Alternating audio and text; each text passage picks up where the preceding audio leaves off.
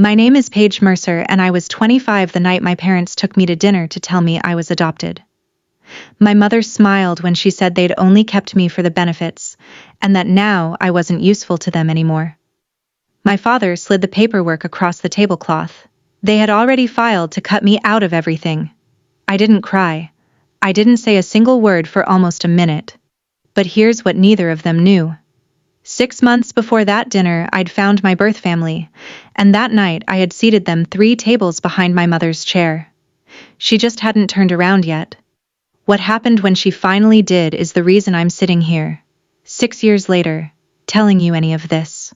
Welcome back to Calm Drama Stories, where we tell quiet, true-to-life family stories about boundaries, dignity, and the moment someone finally stops shrinking to fit a seat they were never offered. If you've ever had to earn your place at your own family's table, this one is for you. Drop a comment below, and be sure to subscribe. The restaurant was called Vanterre, and I had never been taken there in my life. My mother chose it. That should have been my first clue, because Diane Mercer did not spend money on me without a reason printed somewhere on the receipt. She wore the gray cashmere she saved for funerals and board meetings. My father, Wesley, had booked the table under her name, not mine, which I noticed when the hostess asked, and he answered before I could. There was no banner, no balloon tied to my chair, no cake waiting in some back kitchen with my name piped in blue. For a birthday dinner, the table was strangely bare, and the air between my parents had the careful politeness of people about to read a verdict. I had spent 4 years sitting in rooms like this. I booked tables like this for clients, for signings, for the quiet conversations families have when somebody dies and the money has to move. I knew the difference between a dinner and a deposition, and this had the temperature of a deposition. So I did what I always do when a room goes cold. I studied my breathing and I counted the exits. That was when I clocked the small brass number standing on the table behind us and to the left. Table 9. I held it in my mind without quite knowing why, the way you note a landmark before you've decided you'll need to find your way back.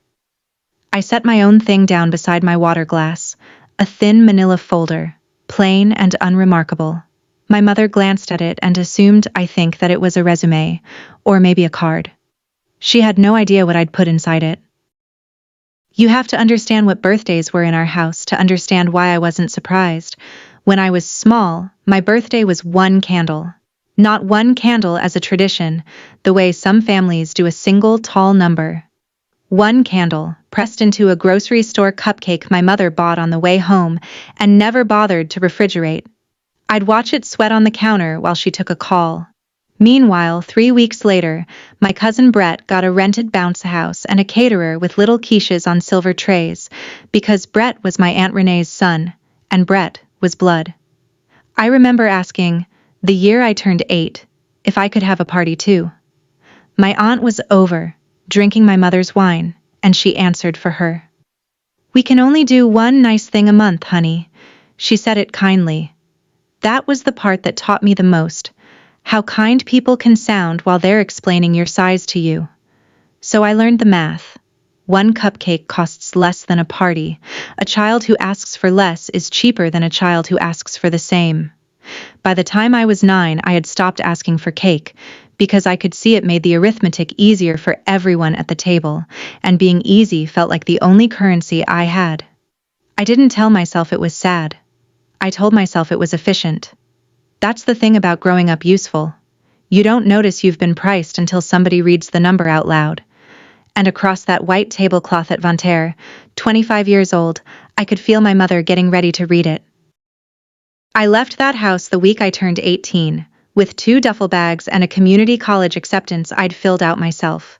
Nobody drove me.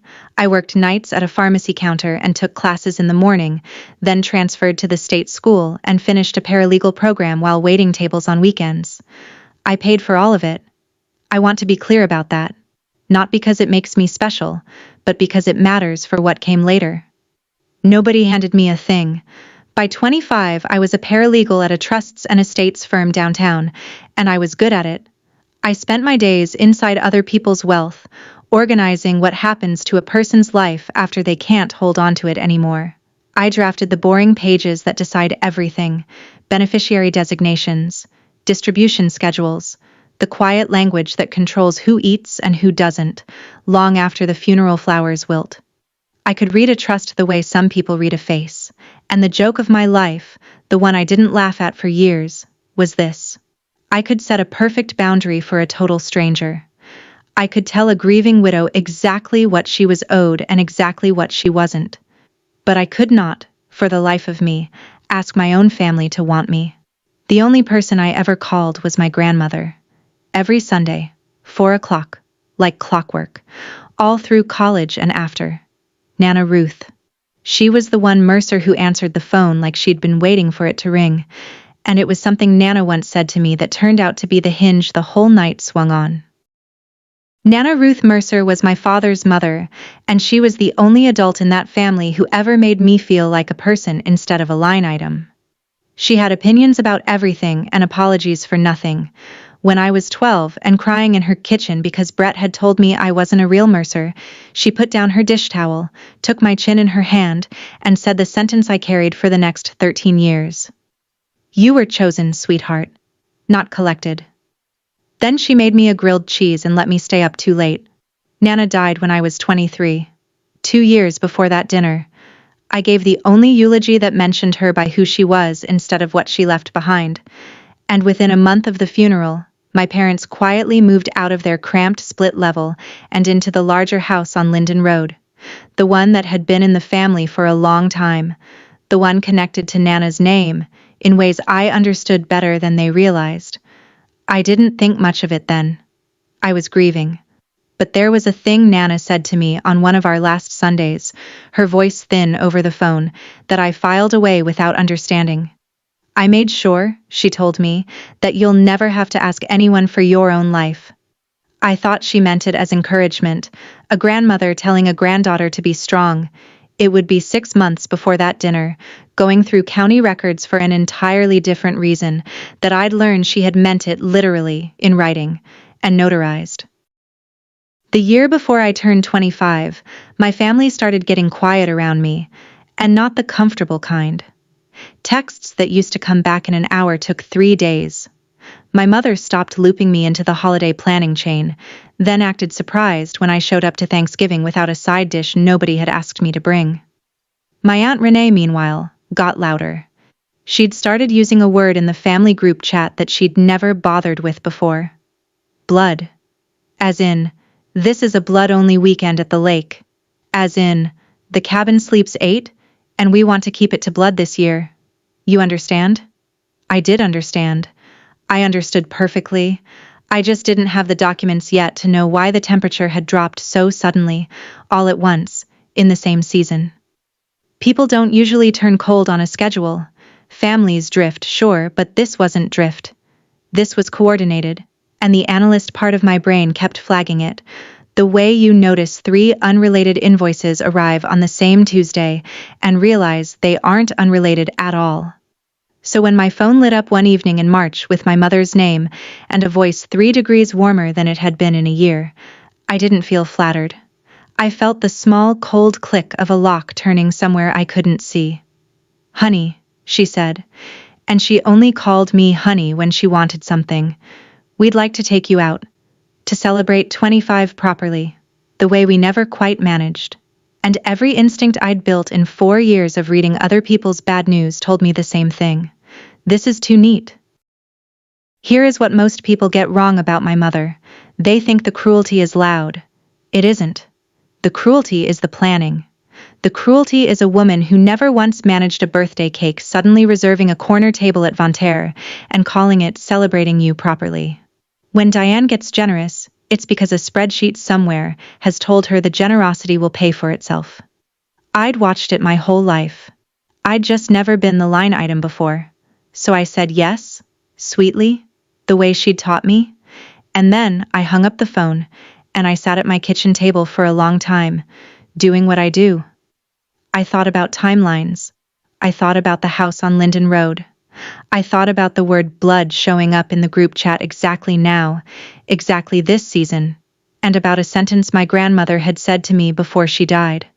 and I thought about the manila folder already sitting in my work bag, the one I'd assembled 6 months earlier for reasons that had nothing to do with my mother and everything to do with finally knowing where I came from. I didn't call my parents back to ask questions. I didn't warn them I'd been to the county clerk. Instead, I made a few calls of my own. Quiet ones. The kind you make when you've decided you're not going to be ambushed, you're going to be ready. I won't tell you yet who I called, but I'll tell you the rule I live by, the one Nana never said out loud but taught me anyway. When my mother is sweet, someone at the table is about to lose something. I just made sure, this time, it wouldn't be me. People assume a story like this is about money, and I understand why. There's a will somewhere, a house, a folder slid across a table. But sitting in my car in the Vanterre parking lot that night, engine off, hands steady on the wheel, the thing I was afraid of losing had no dollar amount. I was afraid of losing the last idea that I had ever belonged anywhere. Because as cold as that house had been, as transactional as every candle and every casserole, it was still the only origin story I had. They were still, technically, my parents. And if they cut that thread tonight, the way I suspected they'd come to cut it, then I would be exactly what Brett had called me at 12. Not a real Mercer. Just a girl somebody picked up and put down. That's the wound they were aiming for, and they knew it, because it's the wound they'd been pressing on my whole life. What they didn't account for was that the wound had already closed. 6 months can do that, if the right people find you. I checked my reflection in the visor mirror, tucked the folder under my arm, and walked across that lot with the particular calm of a woman who has read the last page of a book everyone else thinks is still being written. I wasn't going to a disownment. I was going to a goodbye I'd already chosen. They just didn't know it yet. We ordered drinks before anyone said a true thing. My mother praised the wine list. My father told a story about parking he'd already told in the car. And then, somewhere between the bread and the entrees nobody would end up eating, Diane folded her hands and shifted into the voice. I know that voice. It's the one she used when she returned a Christmas gift in front of me and explained why it hadn't been practical. We've always done our very best for you, she began. Wesley nodded along, a half-second behind, the way he'd nodded behind her for 30 years. We gave you a roof, an education. More than some children ever get. I let her talk. I rested one hand flat on the manila folder beside my plate, and I watched my father's eyes flick down to it and away. The folder had a label on the tab, typed, just the top edge showing above my fingers. He could see 4 letters of it if he looked, and he looked. T-R-U-S. I covered the rest with my thumb, not to hide it, just to let him wonder, and I watched the wondering start to work on him. My mother kept going about sacrifices, about how a child should understand the cost of being raised, and I thought about a sweating cupcake and 1 candle, and I said nothing. Then she paused, took a small sip, set the glass down with the precision of a woman reaching a slide she'd practiced, and said the line that opened the door to everything. There's something, Paige, that you should have been told a very long time ago. You're adopted, my mother said. She said it the way you'd announce a change to a dinner reservation. We adopted you when you were an infant. You were never biologically ours. I want you to know we never planned to keep this from you forever. She watched my face while she said it, and I understood that she was waiting for the collapse. This was the moment she'd built the whole evening around, the corner table and the cashmere and the practiced pauses, all of it engineered to land right here, on the second when her adopted daughter learned she'd been a stranger all along and broke into pieces she could sweep up and walk away from. I'd love to tell you it didn't land. It landed. Some part of a person always braces for the floor to be there, and mine had just been told there was no floor. But I'd had 6 months to learn this already, and the only thing my mother actually revealed that night was how little she knew about me. She leaned in, almost gentle, and delivered the sentence I will hear in waiting rooms and quiet kitchens for the rest of my life. We only kept you for the benefits. She smiled when she said it. That was the detail that freed me, in the end. Not the cruelty. I'd been raised on the cruelty. The smile. A woman does not smile delivering the worst news of your life unless she has rehearsed it enough times to enjoy the choreography. And in her smile, I finally saw the whole shape of it. I hadn't been a daughter who disappointed them. I'd been an asset that had finished depreciating. Benefits is a clean word for a dirty arrangement, and my father, to his discredit, tried to explain it like an accountant defending a tax position. There were assistance payments in the early years, Wesley said, not meeting my eyes.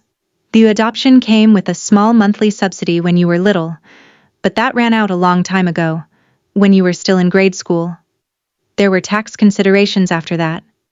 And there was your grandmother, of course, though he didn't say her name like that.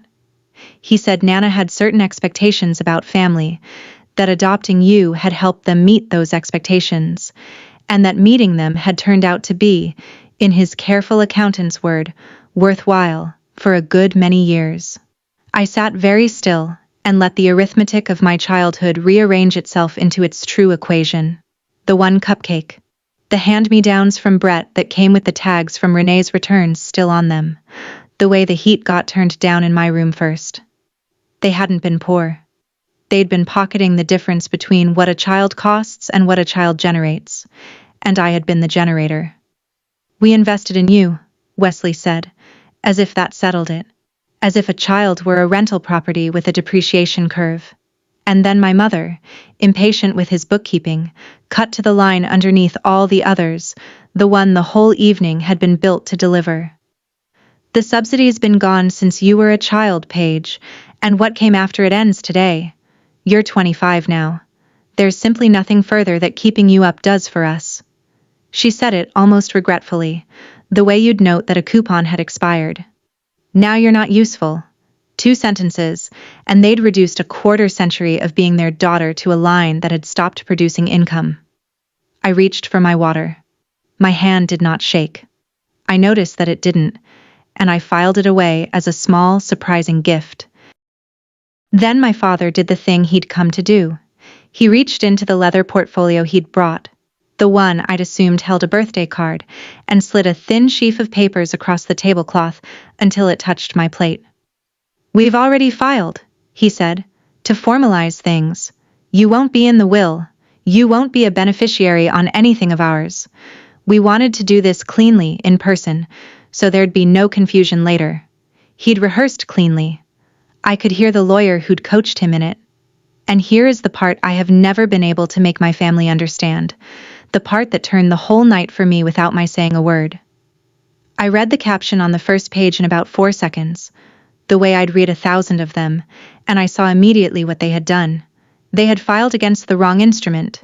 They'd spent good money cutting me out of an estate that was almost beside the point, while leaving entirely untouched the document that actually decided everything. They didn't know what I knew. They thought the power in this room ran through their own modest will, and so that's where they'd aimed their expensive little knife. I didn't correct them. You don't tell the other side they've sued the wrong defendant. You let them finish.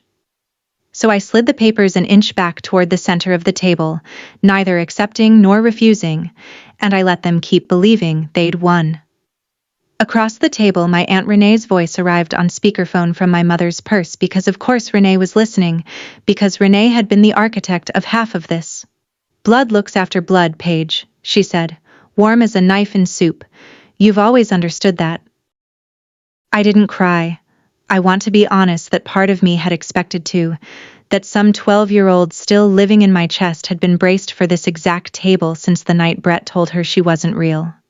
But 25-year-old me just took a slow sip of water and set the glass down without a sound, and I watched something cross my mother's face that I had genuinely never seen there before. Disappointment.